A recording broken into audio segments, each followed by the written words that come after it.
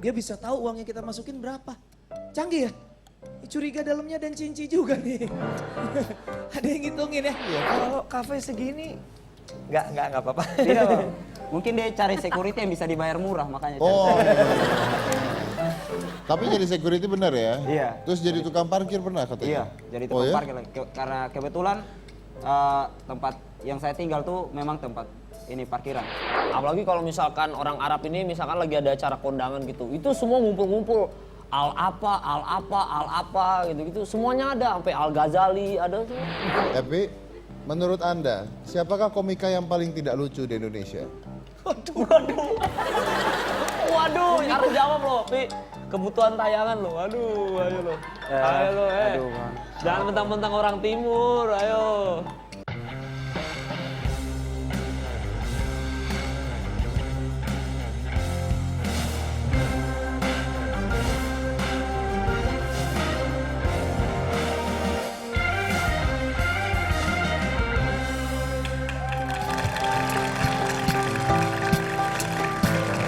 Ya, seperti biasa saya akan membacakan masalah-masalah yang baru saja terjadi di Indonesia pada umumnya. Bahan saya mana?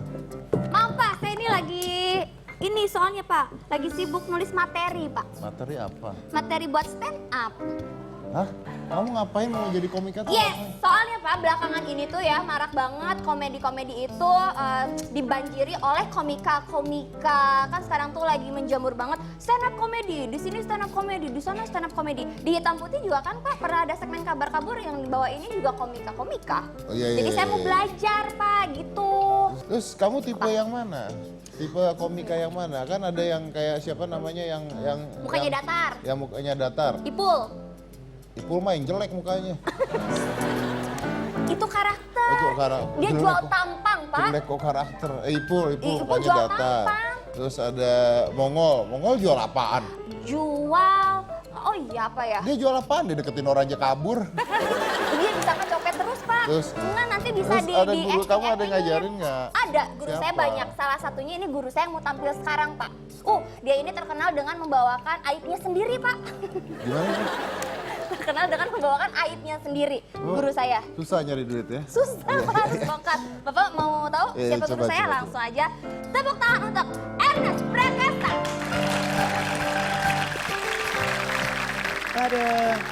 Teman-teman tahu saya sekarang lagi baru saja membuat film baru, tahu ya? Judulnya apa? Ya, cek toko sebelah saya di sini sebagai penulis, sutradara dan pemain. Weh. Ini bukan multi talenta, ini cuma sekedar ogah rugi ya. Di film ini yang menarik saya mencoba berpasangan dengan seorang penyanyi namanya Giselle, tahu Giselle ya? Wah, dia di Instagram followersnya 10 juta. Gara-gara apa coba? Gara-gara foto anaknya. Tahu anaknya Giselle? Siapa namanya? Wah, semuanya tahu anaknya Giselle, Gempi. Itu Instagramnya followernya banyak gara-gara Gempinya, bukan gara-gara Giselle-nya. Makanya dia nggak pernah bikinin akun sendiri buat Gempinya. Kalau bikin akun sendiri, follower Giselle hilang semua ya kan.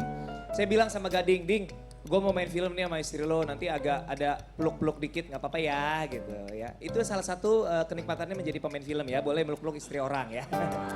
Kan profesional ya. Nggak, tapi serius, saya izin sama Gading Martin suaminya ya kan, Ding. Ini kan gue mau meluk-meluk istri lu ya. Gini aja deh biar impas nanti lu peluk istri gue gitu. Saya kan menawarkan solusi yang adil ya nggak? Si Gading bilang ini, nggak mau rugi di gua dong. Kenapa? Istri lu followersnya dikit gitu. Dia memandang jumlah followers sekali ya. Tapi ini film tentang, ya judulnya cek toko sebelah tentang toko. Kenapa toko? Karena saya sangat akrab dengan dunia toko. Ibu saya itu punya toko. Dari tahun 85 ya, dari zaman saya kecil banget, saya hidup di toko. Dan karena ibu saya dari kecil itu dari dulu banget toko, jadi dia kalau ngitung duit, itu teller bank mah lewat. Nyokap nih kalau ngitung duit ya. Wih, kadang pakai kaki. Makanya suatu saat saya pernah ke ATM setor tunai nggak? ATM kan dulu kan cuma bisa buat ngambil ya. Sekarang bisa buat setor. Saya pernah ke ATM setor tunai lagi masukin duit langsung dihitung sama dia. Cing, dia bisa tahu uangnya kita masukin berapa. Canggih ya? Curiga dalamnya dan cinci juga nih. Ada yang ngitungin ya. Sekali-kali pengen cobain masukin gocengan lecak gitu siapa tahu dia keluar. Wah, lu kebangetan lu ya. Siapa tahu. Iya, dunia toko. Tapi sekarang nih toko itu semakin saingannya berat. Karena saingannya dengan toko online ya. Di sini ada yang suka belanja di Instagram mungkin ya. Sekarang orang belanja udah bukan di toko aja, belanja di sosial media. Instagram itu menyenangkan, tapi beberapa hari ini pusing semua komen telolet mulu ya. Pusing. Tapi selain telolet suka banyak spam yang masuk ya. Spam ini bikin pusing beneran karena banyak banget. Terus nggak sesuai sama diri saya gitu. Terakhir kali banyak banget spam ini paling sering nih spam ini. Bunda sulit hamil, begitu spamnya. Kan anak saya udah 2 ya, ngapain juga gitu. Terus ini spam yang paling kejam, yang paling tidak punya hati ya. Ini benar-benar saya pernah baca kayak gini. Anda diputusin pacar karena kurang putih? Waduh. Beneran ada loh ini. Iklan krim pemutih. Anda diputusin pacar karena kurang putih? Gila, dangkal sekali otaknya. Kalau kayak gitu mah pacaran aja mah bengkoang ya nggak? Saya Eros Prakasa, terima kasih, selamat malam. Halo, apa Silakan, kabar? ini guru saya, Pak. Iya, aku juga mau dong digombalin, boleh nggak? Maaf, stok saya kalau gombal khusus buat bos saya aja tuh. Eksklusif ya? Iya, cuma buat Oke. toko ini aja. Iya, iya. Ngomong-ngomong kok kemarin handphone saya rusak kok beli di... Wah, lu orang beli nggak garansi ya? Pantes banget. itu batangan nah, nggak garansi. Oh itu ya? Iya. Pantesan. Lu orang mau garansi beli yang asli ori punya. Ori punya. Iya, Tutup semua Coba toko. tanya yang tadi udah saya tulis. Siapa? Pak Ernest, Iya. apakah kamu pernah mendapatkan respon negatif saat menggunakan materi Life Being Tionghoa? Oh, materi Tionghoa dalam stand up gitu. Ya. Sampai saat ini saya sudah menjalankan ini sekitar 5 tahun. So far bisa dibilang hampir tidak ada sih. Awalnya memang mikir akan mengundang kritik atau sesama etnis Tionghoa yang akan merasa tersinggung gitu. Tapi hampir semuanya bukan merasa tersinggung tapi lebih merasa terwakili gitu. Karena apa yang saya curhatin itu mostly dialami juga sama teman-teman yang lain. Soal dibully karena menjadi minoritas, dipalakin mulu karena culun waktu sekolah itu. Teman-teman yang lain juga merasakan. Jadi Itu lu aja kali.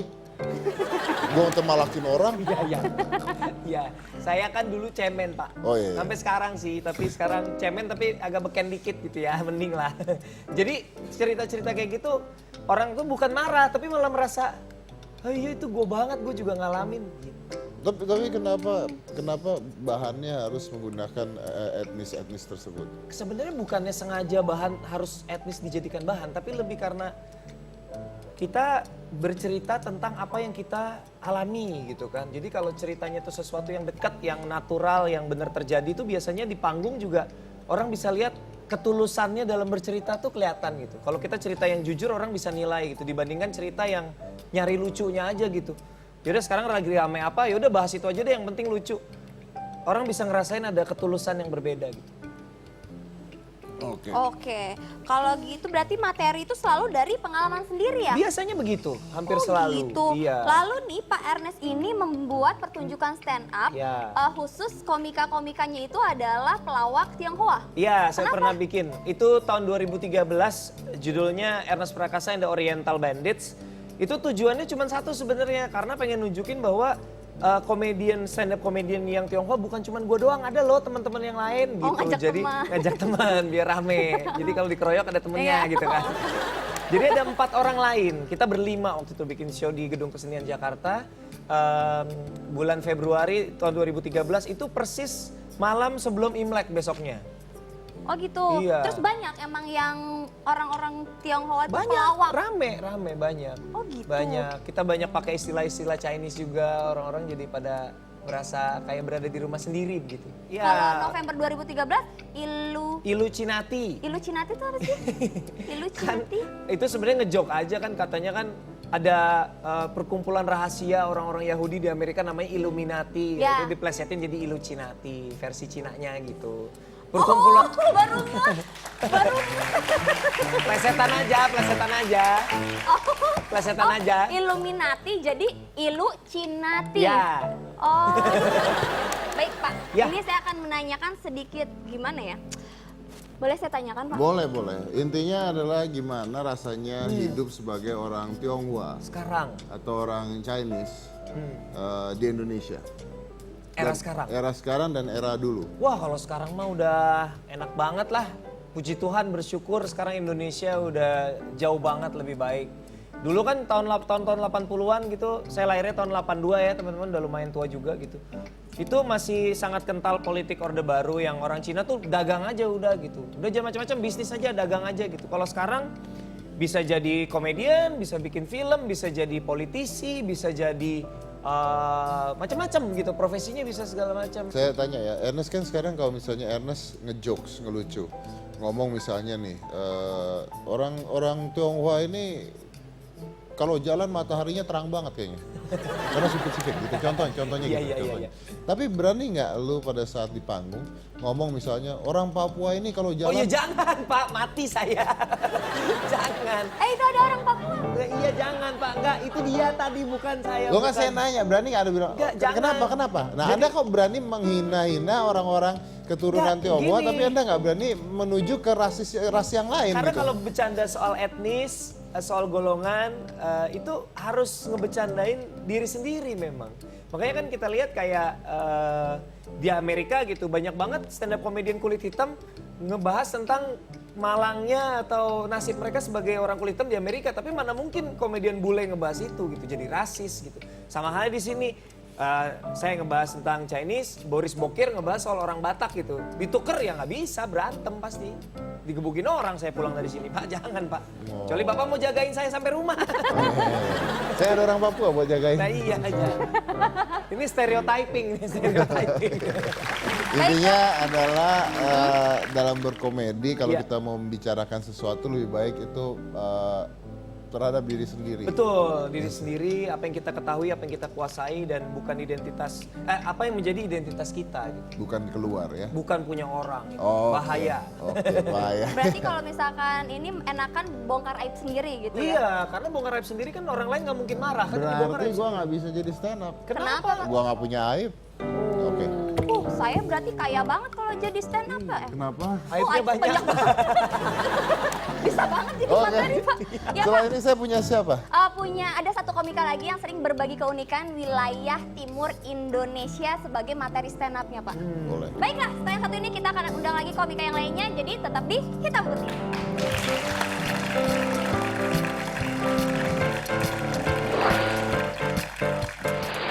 Serius, setan di timur tuh terlalu seram.